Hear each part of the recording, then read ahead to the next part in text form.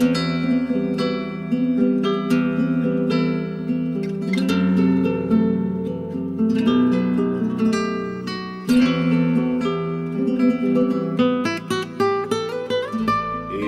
Mateo, capítulo 16, versículo 18 y 19, Jesús dijo: y yo también te digo que tú eres Pedro, y sobre esta roca edificaré mi iglesia, y las puertas del Hade no prevalecerán contra ellas. Quiere decirse con eso de que el Señor capacitó lo que era la iglesia con un poder extraordinario. Y saben ustedes, hermanos míos, de que dijo, es la primera expresión de que la iglesia es de origen divino, y él dijo, y sobre esta roca, no sobre Pedro, que la palabra Pedro quiere decir lo que es Petro, y en latín, si no recuerdo mal, o en italiano, quiere decir piedra. No era sobre eso, sino era la confesión que Pedro había hecho anteriormente de la eternidad, iba lo que era Cristo a edificar mi iglesia. Y yo también te digo que tú eres Pedro, y sobre esta roca de la confesión que has hecho, que la iglesia es eterna, que es de origen divino, que viene de parte de Dios, yo voy a edificar lo que es a mi iglesia. Y a Pedro le dijo, y a ti te daré las llaves del reino. Pero antes de decirle de que a Pedro le dejaba, y al ser humano en general, le dejaba lo que era la administración de administrar los tesoros y las ciencias que él tenía ocultas desde la eternidad, pero dijo una expresión de esta iglesia. Dice, y las puertas del Hade no podrán prevalecer contra ellas. Quiero decirles que dentro de la mitología griega, el dios Hade era el más temido, que no era otra cosa sino la muerte. Los griegos, como los romanos y como los egipcios, cada uno en sus diferentes tiempos y en sus diferentes mitologías, pensaban que la muerte era un dios, y a ese dios muerte todo el mundo le tenía miedo. Pero la muerte no es un dios. La muerte, como nos dice en el capítulo 17 del libro de los Hechos, y está establecido que el hombre muera una sola vez. Quiere decirse de que él ha establecido el orden de los tiempos y los límites de su habitación. Quiere decir con eso, hermanos míos, que la muerte es una ley que Dios ha establecido sobre esta tierra, y también dice la Biblia, y serán sus días 120 años. Pero quiero decirles que qué poder el Señor le daba lo que era a la iglesia, que la muerte terminaba con reyes, con reinados, terminaba con imperios, terminaba con miles de soldados, pero esta nueva institución, la iglesia que Dios iba, que Jesucristo iba a lo que era levantar, ni el mismo demonio, ni los mismos principados, ni las mismas potestades iban a poder prevalecer contra ella.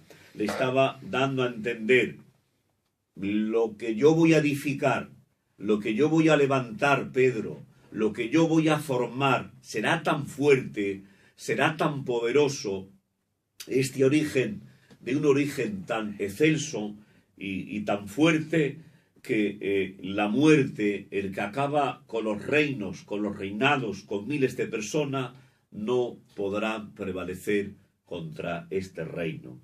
Quiero decirles, hermanos míos, que con la iglesia no hay quien pueda, no hay quien la derribe, no hay quien la tire, no hay quien la hunda.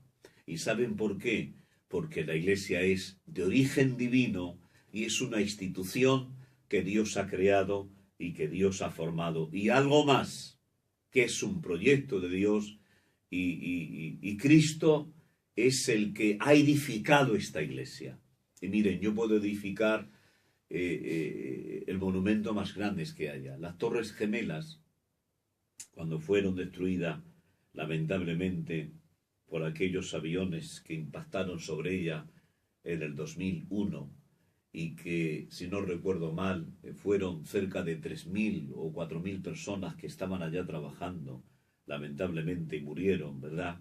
pero era un edificio levantado por el hombre. Y saben ustedes de que monumentos, edificios, doctrinas, imperios, reinos, lo que son poderes financieros, políticos y sociales, al cabo de los años dejan de existir porque son obra y por medio de hombres. Pero la Iglesia no puede nunca dejar de existir. No han podido con ella, no la han podido hundir ni los Césares ni las persecuciones, como más adelante hablaremos, porque no es de origen humano, ni es de fabricación humana, ni es un proyecto humano, sino que la Iglesia es un proyecto divino y es hermanos míos, un proyecto del mismo Jesús. Y saben ustedes que Él es el mismo ayer, hoy y por los siglos de los siglos. Él tiene un nombre maravilloso que dice, Abraham, cuando se paró allá en el Tamarisco, pensó que ya él tenía 175 años, que todo había terminado, que todo había acabado. Isaac ya era grandote, él estaba solo, se sentó con su burrito al lado, y en aquel Tamarisco en Berseba dijo, aquí se ha terminado. Pero dice la Biblia, y volvió Dios a aparecer a Abraham y le dijo, no temas, porque yo soy el Shaddai, el Todopoderoso que está contigo. Y quiero decirles, mis hermanos, que con esta iglesia no hay quien pueda, no hay quien la derribe, no hay quien la tire. A través de persecuciones, a través de lo que son movimientos ateos que se han levantado para destruir esta iglesia, pero esta iglesia nadie ha podido ni podrá hundirla porque es un proyecto personal íntimo de Dios. Y tenemos que pararnos un poquito, ¿verdad? Y que es así, tenemos que decirlo. Y le dijo Dios a Pedro, y a ti te daré las llaves del reino de los cielos, y todo lo que tú atares en la tierra será atado en los cielos, y todo lo que tú desatares en la tierra será desatado en los cielos. No es que Pedro sea la cabeza de la iglesia es Jesucristo, y él lo dio por cabeza de lo que esto es su iglesia. ¿Qué es en sí lo que le encarga Jesús a Pedro? Simplemente lo que le encarga no es otra cosa, sino la administración. No sola y exclusivamente lo que es a Pedro, se la encargó a Pedro, pero lo que era la administración de la iglesia, hermanos míos, ha sido dejada a lo largo de los tiempos a los ministerios. La Biblia dice, ¿y qué es esto que subió?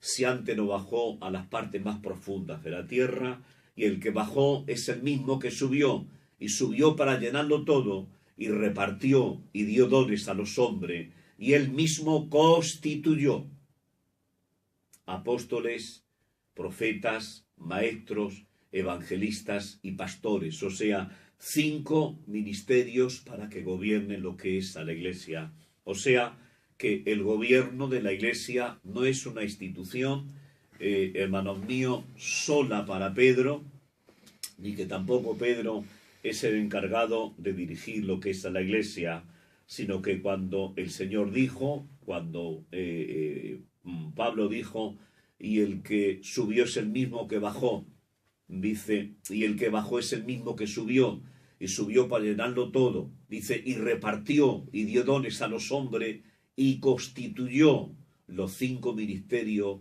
para que puedan gobernar lo que era a la iglesia. Y a Pedro, en ese tiempo, le era conferido como apóstol de dirigir a la iglesia. Pero Pedro, lo que es, partió con el Señor, además que tuvo una muerte digna de una persona muy humilde cuando lo mataron, ¿verdad? Lo querían crucificar con la cabeza para arriba, y él dijo, no me deis tanto honor, porque mi maestro fue crucificado con la cabeza para arriba, a mí al revés, porque yo no puedo compararme a mi maestro. Él terminó su vida, terminó su ministerio, pero ese ministerio ha ido, lo que es, hermanos míos, prolongándose a lo largo de los tiempos y de las civilizaciones para que su iglesia pueda seguir lo que es manteniéndose. Lo que es en Marco 1:15 dice, diciendo, el tiempo se ha cumplido y el reino se ha acercado a vosotros. Arrepentíos y creed lo que es en el Evangelio. ¿Qué tiempo era? Cuando Jesús dijo esta expresión, dice, y el tiempo se ha cumplido y el reino se ha acercado a vosotros. Arrepentíos y creed en el Evangelio. El tiempo no era otro, hermanos míos, sino el tiempo en que Dios había prometido que a través de la Iglesia iba lo que era a manifestar, hermanos míos, la sustancia y la grandeza de Dios. El tiempo se ha cumplido y el reino se ha acercado, el reino de Dios se ha acercado lo que es a vosotros. Cristo era, hermanos míos, el Rey que venía a traernos las leyes del Padre, las leyes del reino. Por lo tanto, el tiempo se había cumplido, que la Iglesia era constituida, que era formada, que la Iglesia se puso en marcha sobre esta tierra y por lo tanto, si el tiempo se ha cumplido, el reino se ha acercado a vosotros. El reino del amor, el reino del perdón, el reino de la misericordia, el reino de la confianza, el reino de la benignidad, el reino de la mansedumbre, o sea, la imagen de Dios puesta lo que es a disposición para que el hombre la tomara. Y por lo tanto, hermanos míos, al ser humano solamente le quedaba lo que era creer, arrepentíos, dice, el reino se ha acercado a vosotros, arrepentíos. ¿Saben qué les digo? De que hay lo que es, hay lo que es un requisito imprescindible para entrar lo que es en este reino, que es el arrepentimiento. Por eso, hermanos míos, no todo el mundo es iglesia de Dios. Y no todo el mundo puede pertenecer lo que es a ser miembro de la Iglesia Universal de Jesucristo, sino que hay, hermanos míos, un requisito que es el arrepentimiento. Y ustedes me preguntarán hoy, ¿qué requisito para entrar dentro de este reino? Este reino, para entrar dentro de este reino, para conocer a este Rey y para que las leyes del reino sean aplicadas a nosotros y se nos dé a conocer, tenemos que lo que es arrepentirnos. Les traigo lo que es un ejemplo bíblico cuando Nicodemo tuvo lo que era un encuentro personal con el Hijo de Dios.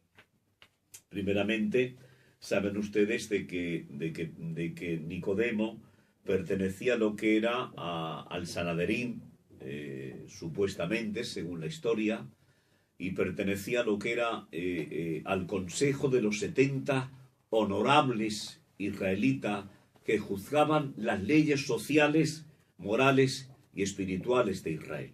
Por lo tanto, estos hombres tenían un carisma especial porque eran unos legisladores de leyes sociales, de leyes morales y de leyes espirituales.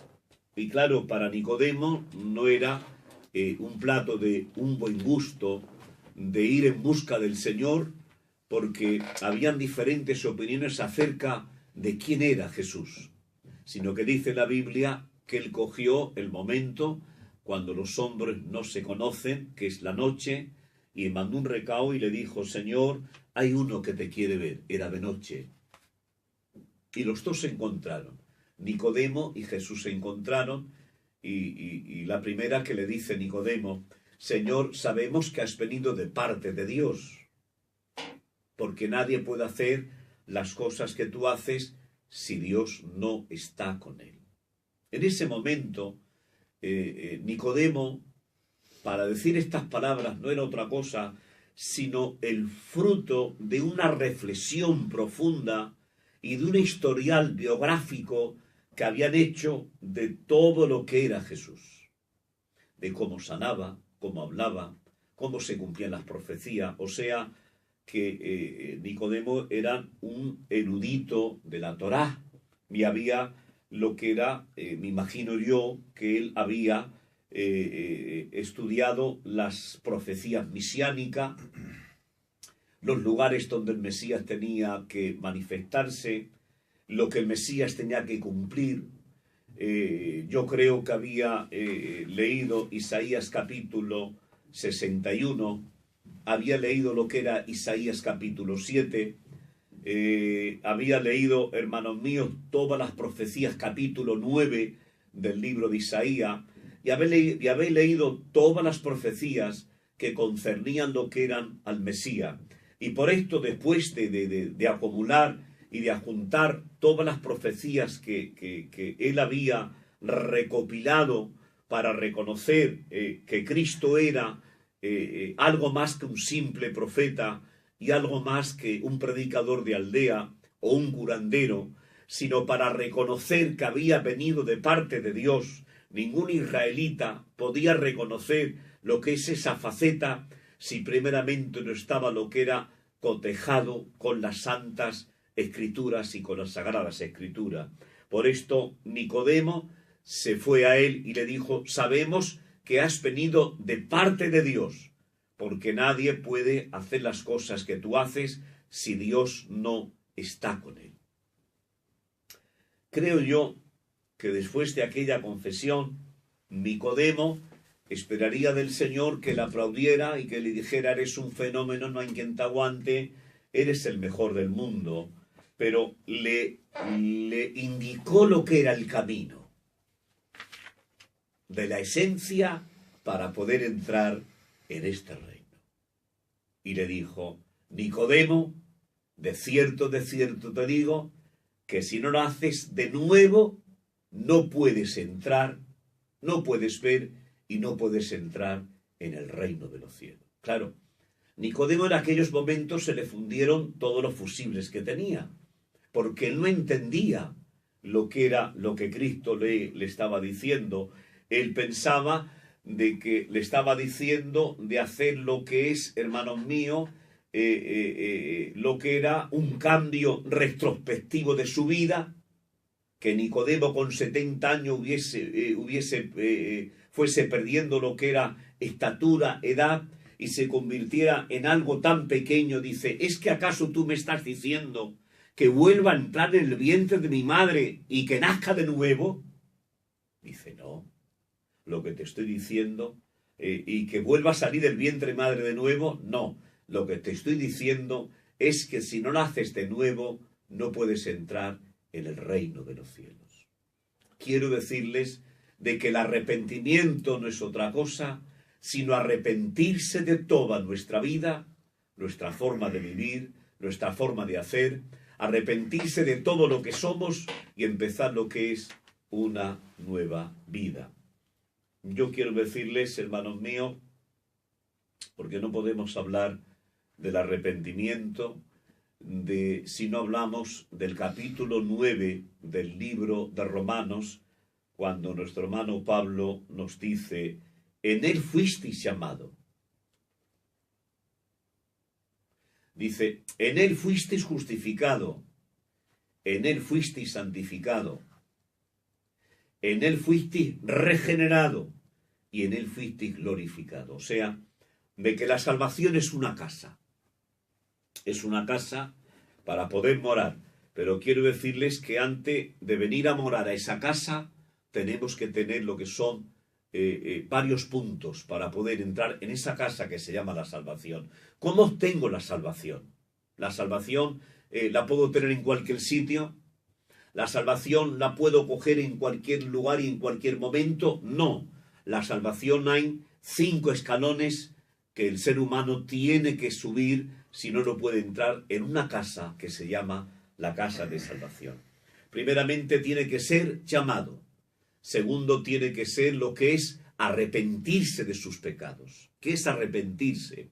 Arrepentirse es reconocer que mis hechos, mis dichos, mi vida que tengo no es conforme a lo que he oído. Porque saben ustedes que el arrepentimiento, cuando una persona se arrepiente, es cuando hace algo indebido, algo incorrecto, algo que no está escrito conforme a los cánones de una ley. Entonces se arrepiente de lo que ha hecho. Para poder entrar en este reino, hermanos míos, hay que arrepentirse. Y después que una persona se arrepiente de todos sus pecados, de todos sus delitos, se arrepiente de lo que es, de toda una vida que ha tenido, después del arrepentimiento viene la justificación. Y usted me dirá, hermano Francisco, ¿qué es la justificación? La Biblia dice que en sí es la primera piedra de la gran reforma. Dice la Biblia que justificados pues por la fe tenemos paz para con Dios. ¿Qué es la justificación? La palabra justificación no es otra cosa, sino que el Hijo te rescata, que el Hijo rompe tus cadenas, que el Hijo de Dios rompe tus ligaduras y que el Hijo de Dios te saca del mercado de esclavo. Y ustedes, hay una palabra muy bonita que se llama lo que es agorazo. La palabra agorazo en griego quiere decir el verdadero libertador, porque hay un libertador que liberta provisionalmente. Pero la palabra agorazo quiere decir aquel que te saca del mercado de esclavo y te hace lo que es libre para siempre. Y ustedes me dirán, ¿de dónde viene eso, hermano Francisco?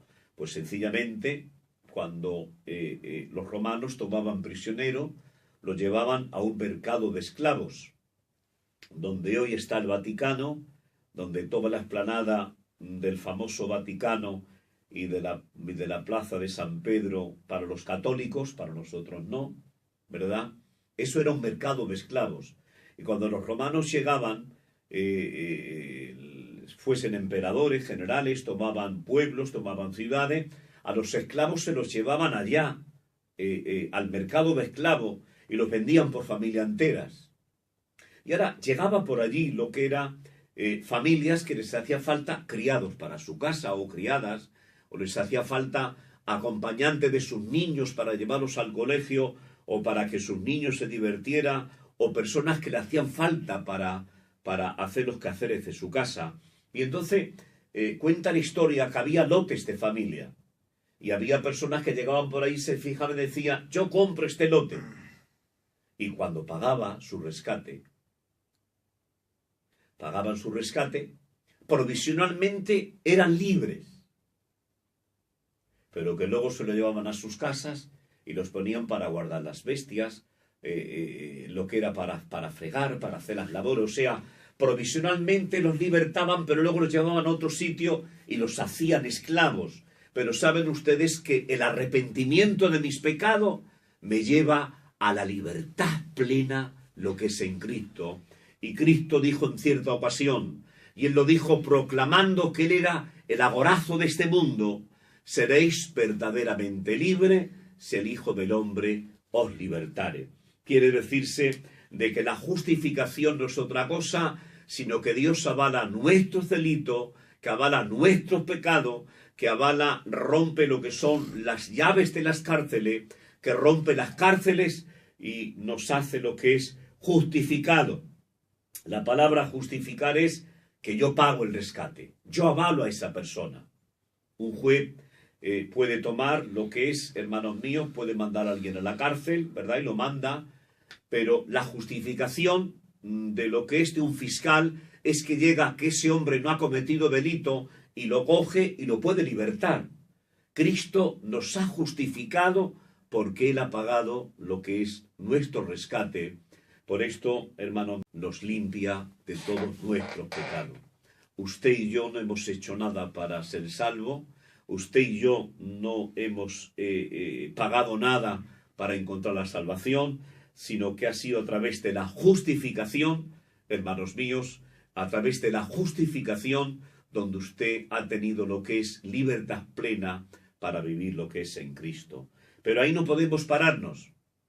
Tenemos que seguir y tenemos que decir de que después de la justificación viene la santificación y luego viene lo que es la regeneración. O sea, quiere decirse que para poder entrar lo que es en este reino, primeramente tenemos que arrepentirnos, luego seguidamente tenemos que ser justificados por el Señor, y para permanecer en este reino tenemos que echar mano de lo que es de la santificación, porque escrito está que sin santidad nadie verá lo que es al Señor.